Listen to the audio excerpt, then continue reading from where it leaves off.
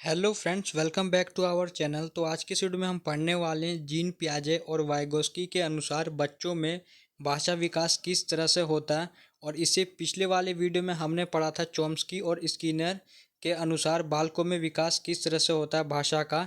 तो अगर आपने वो नहीं देखा तो लिंक आपको डिस्क्रिप्शन में मिल जाएगा, वहाँ से आप देख सकते हैं या तो प्लेलिस्ट में भी देख सकते हैं। तो चलिए फ्रेंड्स, हम अपने टॉपिक पे आते हैं।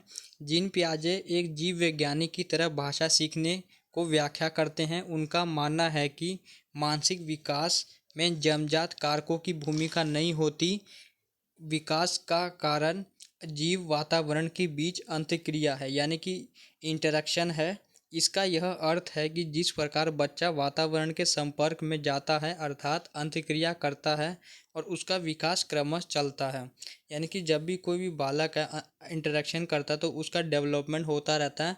उसी प्रकार भाषा भी विकास क्रमश चलता है, यानी कि उसी प्रकार से भाषा का भी यहाँ पे डेवलपमेंट होता रहता है। पियाजे के अनुसार बालक जब वातावरण से अंतःक्रिया करता है तो उसके मानसिक संरचना में गुणात्मक बदलाव आता है, यानी कि क्वालिटेटिव बदलाव आता है, यानी कि क्वालिटेटिव चेंजेस। उसके बाद लिखा है पियाजे के सिद्धांत में आत्मसातीकरण और समायोजन, जिसको हम एसिमिलेशन एंड एकोमोडेशन बोलते हैं, की प्रक्रिया महत्वपूर्ण है, जिसे एक उदाहरण के माध्यम से समझा जा सकता है। मान लीजिए यहाँ पे एक बच्चा अपनी माँ के साथ बाजार जाता है। वहाँ उसकी माँ एक गाय की ओर इशारा कर कहती है, गाय आ गई। ऐसे में बच्चे के मस्तिष्क में गाय की छवि और ध्वनि समायोजित हो जाती है।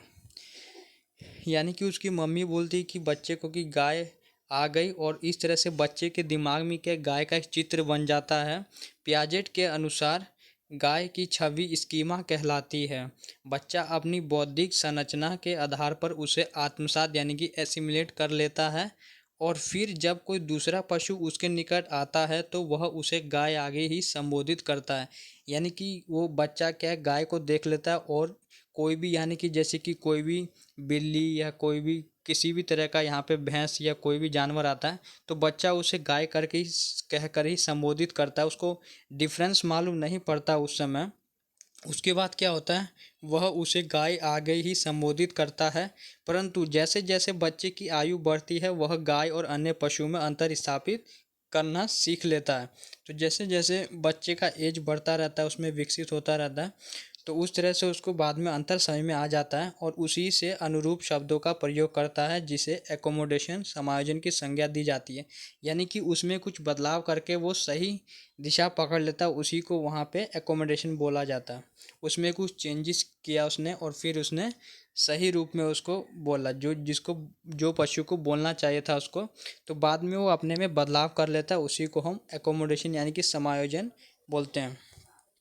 यानी कि पिछले ज्ञान में कोई नया ज्ञान जोड़ना। पियाजे के संदर्भ में यह स्वीकार किया कि 2 साल की उस से बच्चे की बौद्धिक संरचना में सांकेतिक कार्य यानी कि सिंबॉलिक फंक्शन के कारण महत्वपूर्ण परिवर्तन होने लगते हैं। बच्चा मानसिक ध्वनियों तथा सांकेतिक हाव भाव सिंबॉलिक जेस्चर बनाने के साथ साथ भाषा उपयोग करना सीखने लगता है। उसके बाद यहाँ लिखा हो सांकेतिक कार्य मानसिक ध्वनियाँ बनाने, खेलने, चित्र बनाने आदि कार्यों को प्रकट करने लगता है। इस उम्र से पहले भी बच्चा शब्द का प्रयोग करते हैं, लेकिन शब्दों को संकेत के रूप में प्रयोग में नहीं लाते हैं। जैसे जैसे बालक की आयु और उसका परिस्थिति के आधार पर वाक्यों का उचित प्रयोग कर आत्मसातीकरण, समायोजन, एसिमिलेशन या एकोमोडेशन कर अपने अनुभवों का सामान्यीकरण करता है, यानी कि जनरलाइजेशन करता है। ठीक तरीके से वहाँ पे बोलना सीख जाता है बच्चा। तो यही था फ्रेंड्स पियाजे के अनुसार। उसके बाद हम वाइगोस्की का भाषा सिद्धांत पढ़ेंगे। यह एक ऐसी मनोवैज्ञानिक थे, सॉरी यहाँ पे रूसी लिखा हुआ, यह एक रूसी मनोवैज्ञानिक थे जिन्होंने सामाजिक सांस्कृतिक सिद्धांत का प्रतिपादन किया था, जिसको निकट विकास का क्षेत्र यानी कि zone of proximal development ZPD के नाम से भी जाना जाता है। तो इन्होंने यहाँ पे समाज को बहुत बड़ी भूमिका दी थी। वाइगोस्की के सिद्धांत के अनुसार बालक का विकास समाज द्वारा होता है। वाइगोस्की बालक के सर्वांगीण विकास में सामाजिक और सांस्कृतिक यानी कि कल्चरल सिद्धांतों को महत्वपूर्ण स्थान प्रदान करते हैं। इनके अनुसार बालक समाज के साथ अंतःक्रिया करके अपना विकास करता है। वाइगोत्स्की बालक के संज्ञानात्मक विकास में सामाजिक अंतःक्रिया, भाषा, संस्कृति को महत्वपूर्ण स्थान देते हैं। उनके संज्ञानात्मक विकास के ये तीन तत्व आधार हैं। पहला है सामाजिक अंतःक्रिया, दूसरा है भाषा और तीसरा यहाँ पे हम देखेंगे संस्कृति। तो पहला क्या है, सामाजिक अंतःक्रिया। बालक समाज में दिशा निर्देश प्राप्त कर अपना संज्ञानात्मक विकास करते हैं और विकास की इस प्रक्रिया को वह अनुकरण को आधार मानते हैं। यानी कि अनुकरण यानी कि देख देख कर वो सीख जाते हैं, इंटरेक्शन के जो समाज में इंटरेक्शन होता है। उसके बाद है भाषा। विकास के लिए भाषा को एक टूल उपकरण मानते हैं जिसकी सहायता से बालक समाज और संस्कृति के साथ रहकर अंतःक्रिया का कार्य करता है। जैसे कि कोई भी एक मैकेनिक होता है तो औजार के थ्रू अपना काम करता है, तो उसके पास टूल सब रहता है तब ना काम करता है। तो वही यहाँ पे बोला गया कि भाषा एक टूल है, इस टूल के सहारे बच्चा अपना भाषा का विकास करता है। उसके बाद लिखा हुआ है, एक बच्चे की भाषा के विकास में दूसरों के साथ संप्रेषण एक महत्वपूर्ण तत्व है। तो ये वाइगोत्स्की का कथन था। उसके बाद है संस्कृति। बालक में नैतिक मूल्यों का विकास करती है, मनुष्य को सभ्य व्यवहार करने की ओर प्रेरित करती है और बालक यह सब भी अनुकरण द्वारा ही सीखता है। उसके बाद है वाइगोत्स्की तीन अन्य तत्वों को महत्वपूर्ण स्थान देते हैं। इन तीन तत्वों को ZPD, MKO और स्कैफोल्डिंग के नाम से जाना जाता है।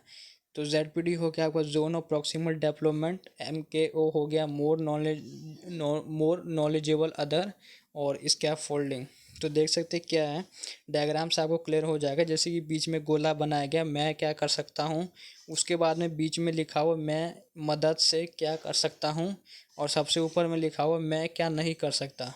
तो इन तीनों के जो बीच में डिफरेंस होता है उसी को हम ZPD बोलते हैं, यानी कि मैं मदद से क्या कर सकता हूँ। तो इसी में आपका MKO आ जाता है। मैं आगे आपको समझा देता हूँ। तो ZPD क्या होता है, संभावित विकास का क्षेत्र, यानी कि निकट विकास का क्षेत्र भी इसको बोला जाता है। ZPD के अनुसार व्यक्ति को इस स्तर में सीखने के लिए अन्य व्यक्ति की सहायता की आवश्यकता होती है, अर्थात इसमें अन्य ज्ञानवान व्यक्ति के अभाव से इसका विकास संभव नहीं हो पाता। तो इसमें क्या है फ्रेंड्स, आप अपने आप से विकास नहीं कर सकते हो, इसमें किसी और की सहायता आपको लेनी पड़ती है और उसी जब सहायता आप ले लोगे तब आपका विकास वहाँ पे हो पाएगा, अन्यथा नहीं हो पाएगा। इसमें वही बोला जा रहा है, जैसे कि उदाहरण है, बालक बिना विद्यालय जाए काफ़ी ज्ञान घर में रहकर ही प्राप्त कर लेते हैं, परंतु जिन बिंदुओं में उनको समस्या आती है उन बिंदुओं से उत्पन्न समस्या के समाधान हेतु वह अध्यापकों की सहायता लेकर सीखते हैं और इसी को वाइगोत्स्की ZPD की संज्ञा देते हैं। तो बहुत सारे बच्चे के घर में रहकर बहुत कुछ सीख जाते हैं, लेकिन जो जो उनको समझ में नहीं आता वो शिक्षकों या अध्यापकों के पास जाके वह सीख लेते हैं। उसके बाद लिखा हुआ है MKO, यानी कि मोर नॉलेजेबल अदर। तो ये जो भी अन्य चीज़ कौन उनको सिखाता है, जी जो उनसे ज़्यादा ज्ञान रखने वाला होता है वही उनको सिखाता है। जैसे कि यहाँ लिखा हुआ, जो व्यक्ति सीखने वाले व्यक्ति से अधिक ज्ञान, अनुभव एवं कौशल रखता हो। उदाहरण, बालक जो अज्ञानी होता है वहीं एक अध्यापक जो ज्ञान का भंडार होता है। तो इसमें क्या, शिक्षक बालक कम जानकारी रखते हैं और शिक्षक क्या ज़्यादा जानकारी रखते हैं। तो जो भी यहाँ पे सीखने वाला होता है उसके पास कम जानकारी होना चाहिए सिखाने वाला से। जैसे यहाँ लिखा, MKO को अधिक जानने वाला कोई कहते हैं, यानी कि कोई भी है जो अधिक जानता है। उसके बाद लिखा है स्कैफोल्डिंग, यानी कि पाठ ढांचा भी बोलते हैं इसको। बालक को सीखने के लिए एक ढांचे की ज़रूरत होती है, अर्थात एक ऐसी सीढ़ी जो उसे अधिगम के उस शिखर तक ले जा सके जिस शिखर पर पहुंचकर वह अपने अधिगम के अंतर्गत आने वाली समस्याओं का समाधान कर सके। यह ढांचा छात्र के अनुभव, कौशल एवं ज्ञान का उत्तम विकास करने हेतु अत्यंत आवश्यक है। यानी कि कोई भी एक उसको बालक को ज़रूरत होती है शिक्षक के आसपास। जैसे कि यहाँ पे आप देखते होंगे, शिक्षक बच्चों को कोई भी कार्य देते होंगे तो कार्य को कहीं पे भी कुछ भी दिक्कत आ जाता होगा तो शिक्षक उनको थोड़ा सा गाइड कर देते हैं। तो वही स्कैप फोल्डिंग यहाँ पे बताया गया। तो उम्मीद करता हूँ फ्रेंड्स। उसके बाद यहाँ पे नेक्स्ट पॉइंट है भाषा सीखने को प्रभावित करने वाले कारक। तो उम्मीद करता हूँ फ्रेंड्स आपको यहाँ तक समझ में आ गया होगा। उसके बाद में आपको कुछ अन्य पॉइंट दिखाने वाला हूँ भाषा विकास के संदर्भ में। तो लिखा हुआ है, भाषा सीखने को प्रभावित करने वाले कारक। कौन कौन से फैक्टर है जो लैंग्वेज डेवलपमेंट को प्रभावित करते हैं। पहला है विषय वस्तु की प्रकृति, यानी कि बच्चों को क्या सरल से कठिन समझाना चाहिए, व्यवस्थित से अव्यवस्थित की ओर। या तो इसको ऐसे ही बोल सकते हैं, नोन टू अननोन की ओर, यानी कि जितना आपको ज्ञान है उससे अज्ञान की ओर। कोई भी आप पाठ शुरू करते हो तो या कोई भी भाषा विकास सिखाते हो तो सरल से कठिन की ओर ले जाना होता है। और उसके बाद लिखा शारीरिक और मानसिक विकास, यानी कि फिजिकल और मेंटल डेवलपमेंट। उसके बाद है परिपक्वता, मैच्योरिटी, सीखने का समय तथा थकान। तो आप किस बच्चों को यहाँ पे देखना चाहिए कि बच्चे का सीखने का समय क्या होना चाहिए, या थकान अवस्था में होंगे तो उनको सीखने का ज़्यादा मजबूर नहीं करना चाहिए। तो ये सब क्या फैक्टर है, अभिप्रेरणा, सीखने की इच्छा, शिक्षक एवं सीखने की प्रक्रिया, वातावरण, परिस्थिति, सीखने की विधि। तो ये सब क्या भाषा सीखने में प्रभावित करता है। उसके बाद क्या क्या समस्याएं आती है भाषा सीखने में। पहला तो है सीखने वाले का वातावरण, स्वास्थ्य, शब्दों का सही अर्थ, डर, आत्मविश्वास की कमी। और उसके बाद दो और है शर्मिला प्रकृति और है मानसिक स्वास्थ्य। तो यही सब है फ्रेंड्स, इसमें जो भाषा विकास में समस्या आती है। अगर ये सब आपके पास नहीं है तो आपके पास समस्या आ सकता है। तो ये सब आपके पास सही होना ज़रूरी है, तभी आप किसी भी भाषा को अच्छे से सीख सकते हैं। तो यही सब था फ्रेंड्स आज की इस वीडियो में। उम्मीद करता हूँ आपको सही में आ गया होगा। Thanks for watching this video.